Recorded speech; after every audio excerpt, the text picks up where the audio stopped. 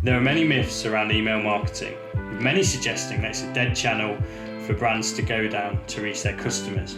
In this week's episode of Digitalk, I sit down with Matt Justice, who is an account strategist here at CG, to find out why that's not the case.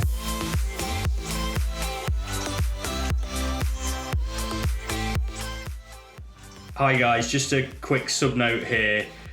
The offices next doors are having some work done, so there may be a little bit of background noise. We're really sorry for that, but it's such a good podcast, we're not going to re-record it.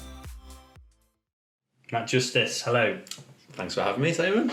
Pleasure. So this is, I think, episode 7 or 8 of Digitalk, and what we've been doing is trying to show off our agency knowledge, yep. But also, and kind of more importantly, and that's genuine, is offer something to aspiring and current marketeers, digital marketeers.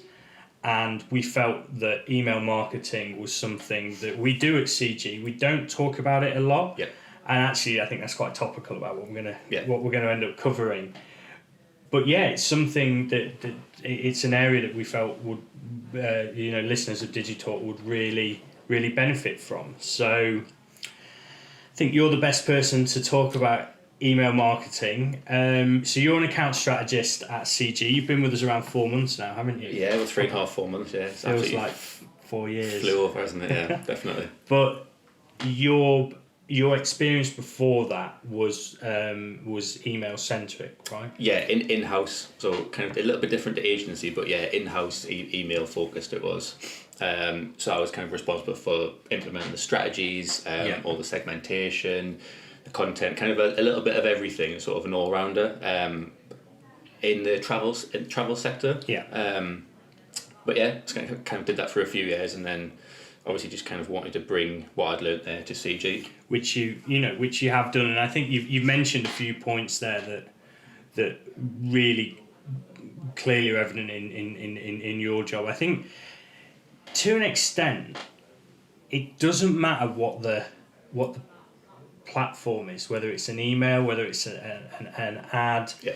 A web landing page. The theory is almost the same. Oh, 100%, yeah. And that's why ultimately, and you kind of cards on the table, that we've been sort of given guidance by our colleagues that help us put the content together for this around email isn't dead. Now, maybe my ignorance is bliss, but I've not heard that phrase before. And professionally, I don't believe email is dead. I think that's something that a lazy, uninformed marketeer would say. Yeah. And I think that I might be wrong here, mate, but I feel that email isn't dead as long as you're emailing the right people with the right content. 100%, and that's kind of, when you boil it down, that's exactly what it is. It's getting the right content to the right people at the right time. That's all it is. It's marketing, we go back to the age-old analogy of a funnel. It's applied to every single different marketing campaign or channel. It's exactly the same, and email's no different at all. However, if you bought some data and sent a shitty sales lead generator, which is just goes straight in for the kill, doesn't warm them up, you're not going to get any ROI.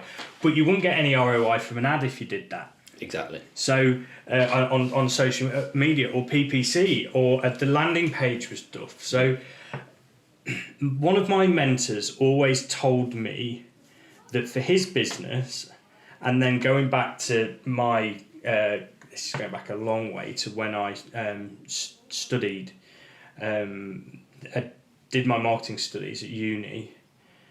Email always has the best ROI out of any form of digital marketing. But that again is caveated by that's an opted-in subscriber list. Yeah, definitely. It's intent. You've got, like you said, it's opted in. It's people who want to receive your emails. It's not a case of going out scouring a load of email addresses and kind of hit and hope, for want of a better phrase. It's just, that you might as well do an ad. Yeah. Because And you talked about intent. So for anyone that doesn't know that, there is almost two forms of digital marketing. There's search intent or in intent, and then there's proactive. Yeah. There's going out and getting people. Trying to get intent results from a proactive campaign, i.e. spamming data, is never going to work. So yes, email's dead in that sense, but I've never seen that work. No, Even way back when, and clients sometimes go to, oh, shall I buy some data with email? I'm like, no, don't waste your time. The money that you're going to spend on the email and buying the data, we could spend on Facebook ads or LinkedIn ads, depending if it's B2B or B2C, or maybe both. And so for me, that, and I know we'll go into more detail on some parts of it, but I think that's the bigger picture here. And I think, as we go into this, that's what I want people to think about. Yeah, absolutely. That what we're looking to achieve is a quality subscriber database that is then hit, like you said, with the right content at the right time. And actually, one of the real benefits of data, email marketing data, is the measurement that you can do. Yeah. You can look at open rates, you can look at who clicked on what, who looked at what, and then measure the conversion rates on the back of that. Now, you can do that with ads, although it's got on social and Google, although it's got a little harder on social with the iOS updates. It's funny you should mention that as well, because I know we'll touch on it later on, but iOS are playing a big part in email going forward as well. Well, let's talk about that. We don't have to follow the script. But let's jump in there. So the Worldwide Developer Conference that Apple hosted on Monday, essentially the Mail app is now giving users the ability to prevent them sending back data to the senders. So what iOS is allowing people to do is it's giving people kind of the tools. It's essentially giving them a dashboard to say, no, I don't want to send the fact that I've opened this email back to the company. So it's giving the user even more power.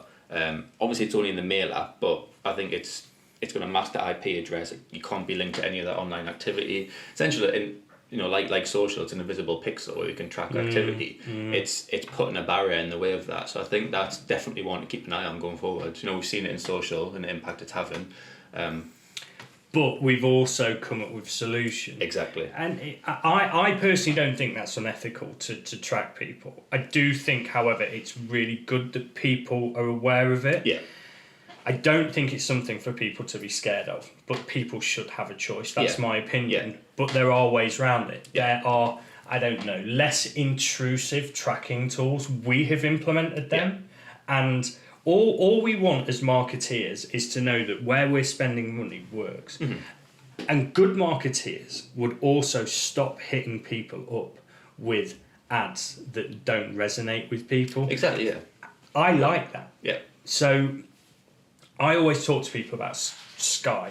So a few years ago, Sky were really, really smart, obviously, being, where they are. So they bought an interface into... Their interface, they incorporated iPlayer. That was the first one. Now you get Netflix, Disney Plus, Amazon, YouTube into the interface. At the same time, they bought out unlimited data on their Wi-Fi provider, their internet provider. Obviously, the two coincided, because I remember we literally got that, started watching loads more because it was just easy to do, and then we hit our data limit, and we were like, shit. But then Sky cleverly went, da-da. So, but what they all said, and this initially it wasn't, they sent a little black box that sat above your Sky box. It's now integrated into it. But the other reason they did that is so that it was a tracking tool, so it could track your viewing behaviour. So you could then receive tailored ads. So I grew up in the analogue world. So in my teenage years, I would have to watch every advert, and I always talk to people that I talked about this Vidal Sassoon ads. Now, I don't need Vidal, Sassoon, wash and fucking go, right? But I used to see all sorts of ads, and ads used to do my head in. Yeah. Whereas now, I get tailored ads that absolutely resonate with me. Yeah. I like that because I'm going to see ads. I'm exactly the same. I don't mind getting ads that are relevant to me. If it's a product I'm interested in or service I'm interested in, that I'm probably 9 times out of 10 interested in buying anyway, or having, getting involved with it anyway. Like, I don't mind those ads. They're not intrusive to me. Yeah. But you're exactly right. If the ads aren't relevant, and I'm like, you're getting spammed. It's not. It kind of takes the shine away from ads as a whole. And we need to make sure, as an industry, I'm talking our industry, that we are still able to do that, but in a way that people understand. And I think that it's a big PR stunt with Apple. Yeah. Don't for a second think that they actually give a shit about you. They don't. Let's face it, Apple don't need ads to survive. Oh, definitely. Because everybody buys a really expensive iPhone and all their other products, okay? But Facebook, let's use Facebook as an example. It is part of everyday life. It is free. Yeah. We pay for it by having to sit through the occasional ad. Those ads aren't going away. But I would rather see ads that resonate with me rather than a load of shit. Yeah, absolutely. And the good thing with Facebook is it's got a lot of data on you that sits within Facebook. So we know that we're still able now, without pixel data, to still perform effectively. But I do think that people need to remember that, and that ads allow things to not cost. Yeah. Imagine if Facebook suddenly cost us $9.99 per month. Yeah. It would be it'd be a problem for a lot for a lot of people, and it doesn't need to be. But if we flip that back to email, a subscriber ultimately is the equivalent of somebody that we know wants that content. Yeah. Exactly. So I worked a lot in professional sport. Last start of the decade, I did a lot, and it's always been my passion. An email subscriber list for something like that is perfect, but you can have it for any business. Yeah. If you subscribe to an email database, you're essentially interested. Yeah. Now, it will be good for a digital marketer to have the analytics to understand what product individuals like, and then they can tailor it. We've just covered that. There are analytics around it. Let's talk about a couple of solutions. So you can literally put a specific promo out. So ultimately, I know this is super basic, and we're talking about years gone. Yeah. That the level of analytics we have today didn't exist that long ago. Yeah. And certainly with social, it used to be really bloody difficult to actually know if pixels didn't exist. At one point, Facebook ads didn't exist. Yeah. So what we would do is post a Facebook specific offer, for example, and then we knew that the number of sales against that was what we've done. There's more robust analytics tools. So talk about some of the other analytics tools that we've used for our clients that is to get around the sort of Facebook tracker, basically. Yeah. So in terms of sort of alleviating the problem that we've had in terms of non-pixel data, we've got so 2 solutions we've used are Plausible and Firebase. So Plausible is essentially an alternative to Google Analytics. So we can set up manual UTM tracking links, put that on all of our activities, so we can split it up very granular level again. And we can track all that data in the dashboard, which then we can associate back to different activities we've put on different campaigns. And then alongside that, Firebase, essentially it's a plug-in or add-on or bolt-on, however you want to describe it, to the app that we've got for a specific client. And we can track all the data that's coming through from our Facebook ads through Plausible into Firebase, and that kind of builds up a user profile on the app and who's downloaded, who's interacted. Great.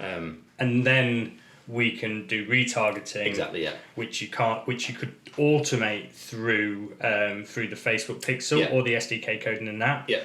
And we can build custom audiences. Yeah, exactly. Which is part of retargeting. But then you can build lookalike audiences, so you can still do a lot. Yeah. But it's in a much more less intrusive way. And the big difference, I know we're here to talk about email, but to talk about Facebook for a second. The big difference is that the Facebook tracker talks both ways. So I'm comfortable with my marketers having that insight into me, so I can get those ads. Where it gets a little gnarly, for want of a better expression, is it's two-way. So the tracker will talk to the app, and the app will send information about you, which then other marketeers can use. That's where it's getting a little bit... It's muddy in the waters, isn't it? Correct. It's... Thank you. That's that. And I actually quite like the fact that that's been stopped. I think that's a step too far. As a marketer, we don't need that. No, definitely not. We don't need that, because as an agency, we know that custom audiences and lookalike audiences and data-driven decisions drive the best results. We don't need third-party data that people don't know they're giving in order to achieve that. So I just think it's good for users to understand that, because it's, Facebook don't talk about that. When Zuckerberg was booting off in the Wall Street Journal and whatever, he didn't talk about that bit. Mm-hmm. And so fair play to Apple for doing that. Although I stress again, it's just a big PR exercise. It is. It's a great PR exercise. Very adverts, Facebook, Apple takes privacy seriously. Like, privacy matters. It's all very relevant. It's a great piece. Yeah, 100%. And then there's another point here, because I don't think Facebook are innocent, really. Yeah. I mean, we're not going to talk political views here, but ultimately there is no question that Trump got into power and Brexit happened because some of the stuff we've just talked about was not only implemented very well, but was exploited. Yeah. Third-party information was garnered on individuals without them knowing, to build profiles. Then in swing areas of the UK and the US, the profiling happened against those individuals and they were bombarded with spam. Yeah. That can't happen again. No, definitely not. And I think the public opinion is very much along the same vein as that. People won't stand for that, and hence why Apple is doing what they're doing. But there is a difference between that and a base level of information on an individual that is protected and used by that company, so that that individual receives the products for free, i.e. Facebook, but also receives relevant ads. Yeah. Because I think that's a better user experience. It is, and that's all it boils down to. You take everything out of the equation. It's just what is relevant to the user, and kind of just looping email back in.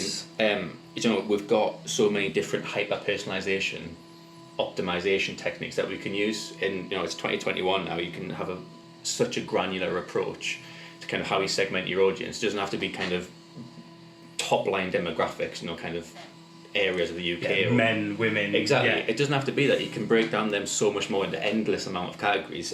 We've got behaviour intent. We've got user experience on the website or the email app itself. We've got machine learning. We've got AI technology now that all these ASPs, the email service providers, can utilize now. And the product itself is such, in the past kind of 5 years even, it's came on so much with accelerated mobile pages and mobile optimization, and it just gives overall a much better user experience, and kind of that is key. And that's, I think, as we move further into 2021, I think that's much more of a focus for companies as well, just getting the optimization right for user experience and making sure that all the content they're receiving is what they want to see. Which links into everything we just talked about for the last 10 minutes. Exactly. And that's what email can do, and that's why it's not dead. Yeah, and absolutely. If you look through what we've got to talk about, we've actually talked a lot about it. We've talked about email not being dead. There's some interesting stats here that it says that there's 102.6 trillion emails are sent every year, and it's estimated that by 2022 that will go up to 126.7 trillion. Yeah. Now, that coincides with digital going through the roof due to the pandemic and consumer behaviour moving online, and that ain't going to change. I can tell you that now. Yeah. A subscriber received 13 commercial emails each day. I also think GDPR in the UK has had a big impact on email marketing in a positive way. You essentially are only getting stuff that you've opted into. Yeah, and kind of just touching on that, because obviously being in the industry at the time it happened, it was a bit of a grey area, with sort of like intent. That was the kind of the key phrase at the time. Is it sort of is that like what is intent? Well, yeah, exactly. What is it? Because you can have like so many different levels of intent that were seen very differently by different companies. Some companies went out and kind of culled more than half a database because they didn't opt in to receive emails. But then other companies said, well, if you're buying from us, that's cast as a sign of intent, so we can remarket back to you. Yeah. And I think overall though, you're correct in what you're saying. It GDPR came in to help users, and it was meant to be a positive step, and it was, I think at the time it was seen as a bit of a negative step because people just automatically assumed that they're going to have to get rid of half their database because people saw it as a fuck on and an expense and actually it was an opportunity and because let's not forget, if you're sending an email to somebody and they're never opening it, either you're not sending them the right stuff or they're just not the right people for you. And at the end of the day, that's best practice. Quality over quantity. Exactly. So there's. I mean, I've had them before. We've all had emails before where you get 2, 3, 4 emails from the same business every day, and it's too much, and it's kind of just a massive dump of emails. It's just a blank, lazy marketing. It is. And from some big fucking brands as well. Oh yeah, 100%. Which beggars belief. Yeah. I always get surprised because you think, like big brands, better marketing. Yeah. It's just not always the case. Definitely not. I've had it before where like I've had 3 emails from the same business in the same day, all very similar emails, and if you're not interacting with those emails, the signs are surely there. Like we've touched on the analytics that you can get. There's endless amount of analytics and data you can receive back to the business. Like if I'm not opening that email, just stop emailing, get rid. But it's not just analytics though. I would say that goes one stage further, mate. And that's just fucking common sense. Not even best practice. Yeah. It's common sense. I'm trying to remember the brand that did that. Now I purchased something. They deemed that intent. I'm fine with that. Yeah. Normally I'll keep the emails on. Mm-hmm. I'm fine with it. But these guys were bombarding me. It'll come to me. But it's about achieving, and I think we've talked about quite a lot of best practice here. Get it right. Email marketing can provide a great ROI. But you've got to invest in the quality best practice that we talked about, the right content, the right analytics, the right staff or agency to deliver it. Yeah, absolutely. The right tracking. You've got to invest in ways to build that database. It is, and it's just setting the foundations in place to make that happen. You get a list of data. Say you've got inherited this list of data, all intent, all customers. It's just about working your way through it. Splitting them up into segmentations. Even like using this. Even if you do go out with a blanket email for a sign up email, like a welcome campaign for a user. It can be the same email to kind of the majority of the users because it's a very blanket event that's happening. The sign up is the same event all the time. Yeah. But then from that email, using the data, using the analysis that you get, so where did they click on the email? What sections of the website were they interested in? Then put that into a workflow automation put them on the pathway to get them signing up for new products or purchasing from you. And it's just about tailoring that experience, like we've said. And it's very simple when you kind of just cut out all the nonsense. Yeah, and you set out with the right in intent of what email can achieve, which is intent. Yeah, it's not proactive. Which you're not going to do better than social ads for. You just never. You know, people will be like, "Oh, TV or radio." I don't even think that. I think they even pale into significance, and you can see that by the way that where big brands are spending their money. So, I think we've given some really good insight in this chat, mate. I've really enjoyed it. I think just to wrap it off, anyone that's listened to this, that's thinking about email marketing, what would your top tips be? I think just kind of what we said there, just know your audience, know why they signed up, what was it they were interested in, set a strategy out, set your stall out early doors, have it in your mind what you want to achieve from email marketing.